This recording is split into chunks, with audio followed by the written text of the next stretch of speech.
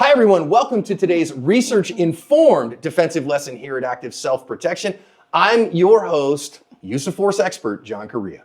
And I'm your co-host, CEO of Active Self-Protection, Stephanie Widener.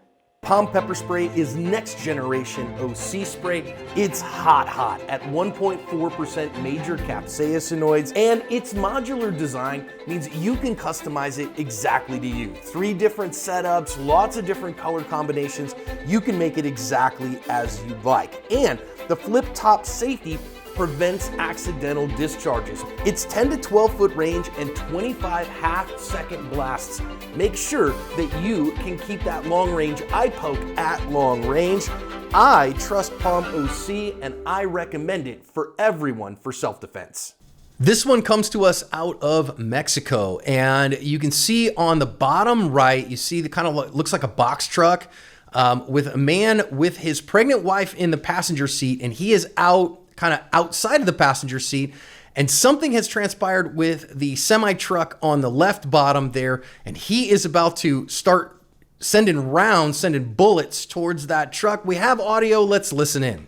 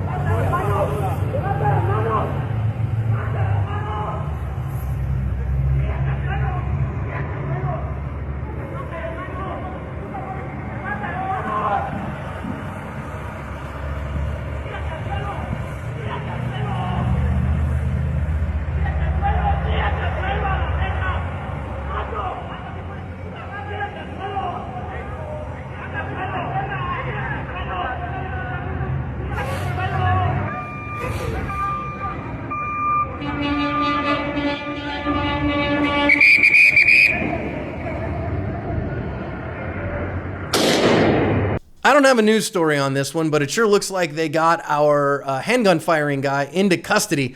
Boy, what a just absolute clown show, but it's full of lessons for us.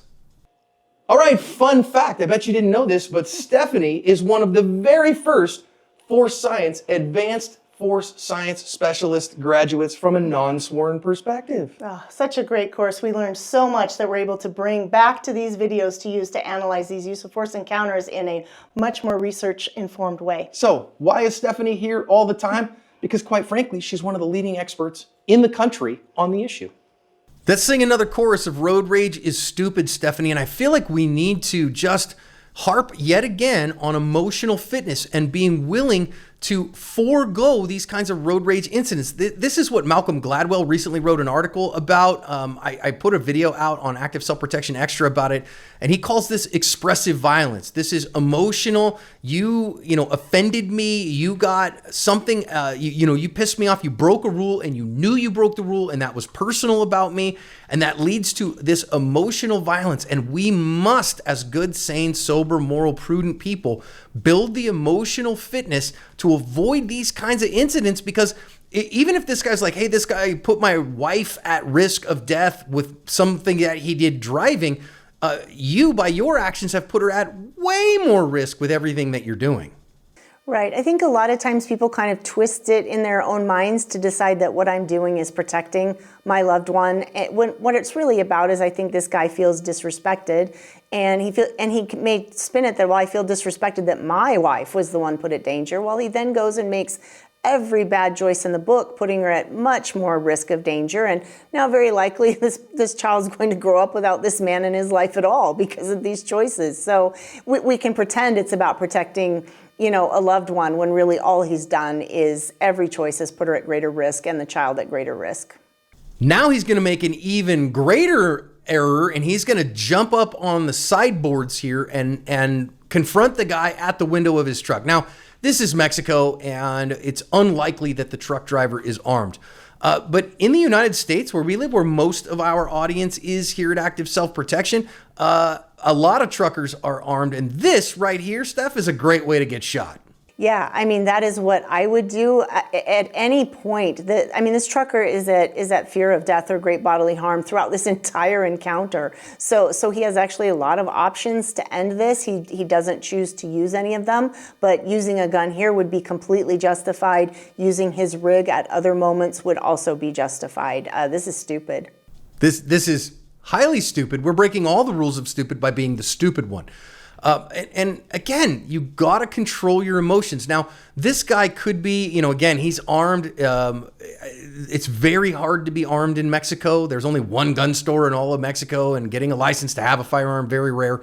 Although the cartels get a hold of them on the regular. So is there a good chance this guy has some connections to some nefarious folks, some ne'er-do-wells? Yes. And feel like, oh, I am the law here? Yes, that could be the case. If I'm the trucker here, Steph, I think the right answer is to use the gas pedal and get out of there. Right. And obviously the truck is in front of him at different times. These two people are in front of him, but he's still justified to do that. And honestly, as we continue to see rounds get thrown about this road, it would be a kindness to the people that are driving by, not realizing we have an armed encounter, to kind of, even if whether you went into their lane of traffic and started pulling out and blocking that a little bit, or you just went straight forward through this box truck. In my opinion, you're justified either way to do that. And that would be a good thing. The faster we can end this gunfight, the better. And I doubt that the trucker knows that there's a pregnant lady who's inside the other truck. And again, pushing that truck the heck out of the way is not a bad thing, in my opinion. Use the vehicle if at all possible. And yes, there's a lot of traffic coming by, but this guy's now shooting rounds into your truck. And this just tells me that this is an offense that is going on here. There's no threat of death or great bodily injury. I know some people are going to say use the truck to smash him into the other truck. Although I will say moving a semi-truck like that, it doesn't move fast enough to probably surprise this guy enough to not get out of the way. But I certainly think he's justified to do that, because any reasonable person here would believe that their life is at risk. Mm-hmm. And it may end what's going on, even if, it doesn't get him pinned in the truck or stop him. At least you could be moving and going. But yeah, if you want to talk about if the truck had done something dangerous, was putting their lives at risk, all of these things, that still doesn't make this moment of the video justified, because in this moment, there is no risk of death or great bodily harm to the pistol guy that is shooting.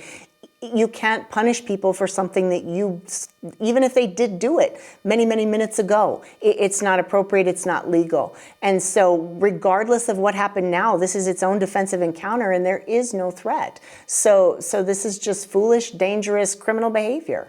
Remember, you can use your firearm to protect your life or the life of another person. We can use it protectively, but not punitively. We do not punish with our firearms, we protect. And of course, we're talking about American law here. This is in Mexico, and I don't know the Mexican legal system at all. So, I'm talking to my American audience here about the way that we do things in all of these fine 50 states in the District of Columbia. So our guy here, there's just no justification for this. And I'm going to tell you, in the U.S., he's doing decades in prison for this. This is at the very least, aggravated assault, multiple counts of aggravated assault, potentially. And that's going to get you 15 years, 10 years, depending on the jurisdiction. And this is going to cause you huge problems. So again, if you own firearms and you carry firearms, you keep them on your person or in your car, don't do that. You've got to use them in good, sane, sober, moral, prudent ways, and this ain't it. But you should also be ready in case some other idiot, because, idiots have Second Amendment rights too until they do something stupid enough to get them taken away. And recognize that you might have to protect yourself against some road raging idiot like this. Because this guy just keeps ripping rounds into this guy left and right. Now, eventually, thankfully, we get just the random roadside cop. And thankfully, he's there to solve the problem. But Steph, I think that that's a real rarity. We see it almost never. Usually we say when seconds count, police are only minutes away. Even in this case, this encounter had gone on for a long time, and if this guy wanted our trucker dead, he was dead. But I'm grateful that the cop showed up with a long gun. Yeah, I really am too. And that's really, I think, drives home the point that you really are your own first responder, because while this officer wasn't clearly right there, we do have other examples of videos where officers are there in the room where it's happening, and they're still not able to stop the actual assault that happens. So this guy was really close. I'm grateful for that. Notice we had a lot of rounds go before you had any backup, even with an officer close. So you really have to take steps to think these things through, to plan for, to protect yourself and your loved ones, because no one can do it for you. They're not in the same place that you are. Even if they want to, they can't do it. I also think if I'm this officer, I'm awful grateful to have a long gun. Now, that said, I've taken a good bit of training with a long gun. So, have the firearm that you are most comfortable with, that you have trained with the most, that you are most practiced with. And also having a lifetime of hunting or of, hunting anything doesn't prepare you for defensive use of a long gun. So make sure that you get some actual defensive training with your long gun. It transfers over pretty easy, but you definitely want to do that. Now, it's interesting that there's a plainclothes here, but the way that this guy acts as a plainclothes, he sure seems to be, in league with this officer and working with him. So that's my guess, is that he's probably a plainclothes officer. Now, as it comes around, Steph, I think that there's just something here we have to address. And that is, as our officer comes and gives commands, that's good. Really dangerous environment, cars going by at speed. And then I want to notice there's just some random bystander there with his duffel bag waiting for a ride. And friendo, what are you doing? Why are you standing there? Why were you standing there after all of the gunshots at first? You should be on the other side of that concrete berm. Just people standing around with normalcy bias just drive me nuts. Yeah, I mean, you can't fault the cars driving by too much. Obviously, they don't realize what's happening, even though with all these rounds flying, they're still at risk. But there's literally a concrete block right there that he could be hiding safely behind, and we're just kind of randomly watching. So yeah, that's bizarre to me. I think it's one of those things that we at home can really prepare for by just thinking it through. When I see trouble brewing, when I see a fight happening, if God forbid a gun comes out, me and mine are gone. I'm not staying around to film. I'm not staying around to help if I'm not forced to. And make those decisions ahead of time so you don't kind of end up caught in this freeze, not sure what to do moment, which is the best case scenario. I don't know, this person looks super relaxed and just looks like they're enjoying the view. It's bizarre to me. Get out.